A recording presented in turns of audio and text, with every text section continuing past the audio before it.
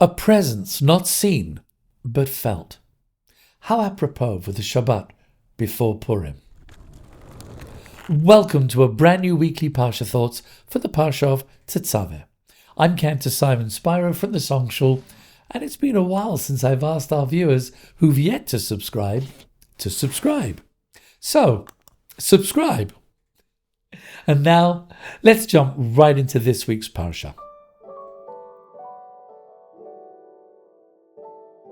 Parshat Tetzaveh opens in a most surprising way. Moshe Rabbeinu's name is entirely absent from this Parsha. Instead, God says, Va'ata tetzaveh et b'nei Israel, and you shall command the children of Israel. Many commentators note that Moshe's presence is felt most strongly when his name is missing. Leadership here is not about ego or visibility, but about ensuring that the light continues burning beyond oneself. That is legacy. That light is the Ner Tamid, the eternal flame kindled from Shemen Zayit Zach, pure olive oil. The 16th century commentator, the Spiro, explains that olives yield their finest oil only when crushed. A powerful metaphor for Jewish history. Time and time again, pressure and persecution have produced within our people clarity of purpose rather than disappearance. Today, in the face of rising anti-Semitism, this image feels painfully current.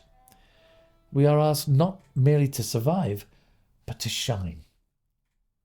The garments of the Kohen Gadol, the high priest, reinforce this very idea. The Choshen Mishpat, the breastplate that the high priest wore, bears the names of all the Shvatim, all 12 tribes. Al Libo, over the high priest's heart. Leadership means carrying the full weight of the people, every tribe, every difference, every dynamic, with love and responsibility. This week is known as Shabbat Zachor.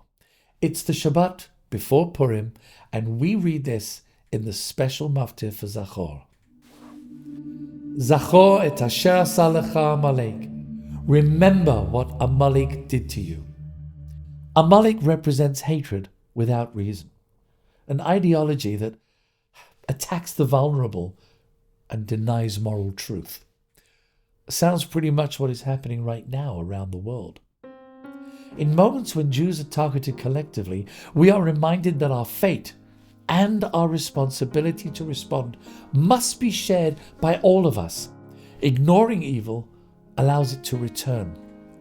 Moral clarity demands remembrance. Rav Soloveitchik taught that remembering Amalek is not about obsession with the past, but more importantly, vigilance in the present, recognizing when old hatreds simply disguise themselves with new masks. The name of this parsha is Tetzaveh.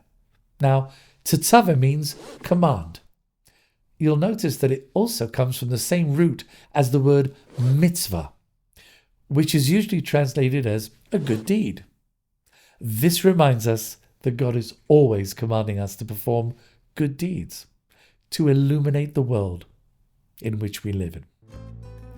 When it comes to evil people creating new and vicious lies, we must know how to respond. With light instead of fear, responsibility instead of silence, and our identity worn openly like sacred garments.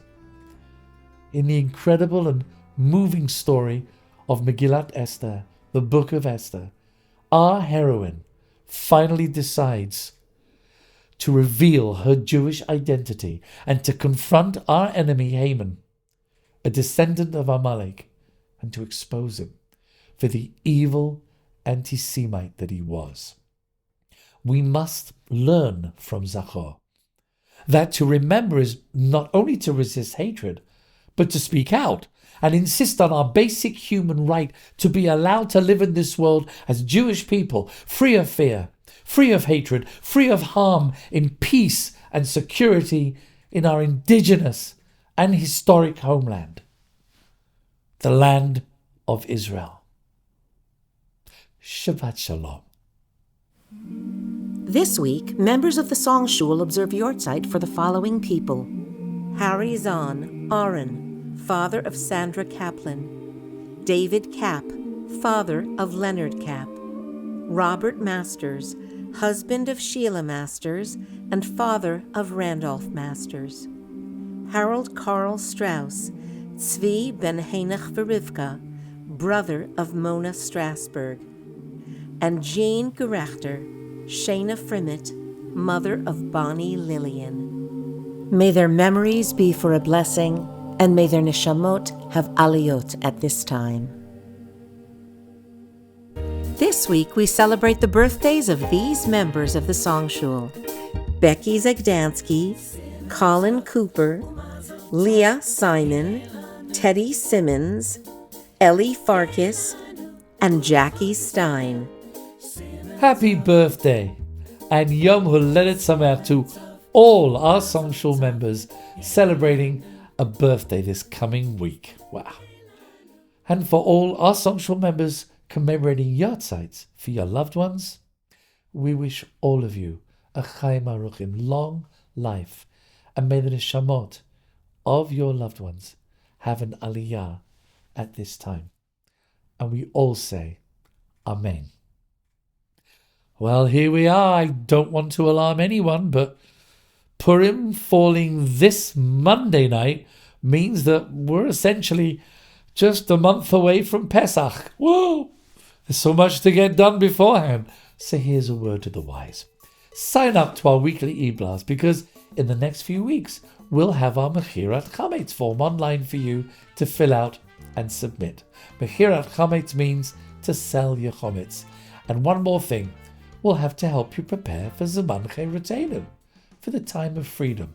And that's a one-stop shop by allowing the Song Shul to sell all your chametz before the festival of Pesach. We do that here every year at the Song Shul. But we'll continue on with more thoughts of the Book of Shemot next week, with Parshat Ki Tisa and the additional beautiful maftir of Parshat Parah. So until then, Eliza and I are looking forward to welcoming all our Song Shul members to our fabulous Megillah reading and Purim party this Monday night. Be sure to sign up before the deadline. Have a great and happy, wonderful Purim. And Shabbat Shalom. B'nei Shabbat, the Kabbalah. B'nei Shabbat, the Kabbalah. B'nei Shabbat.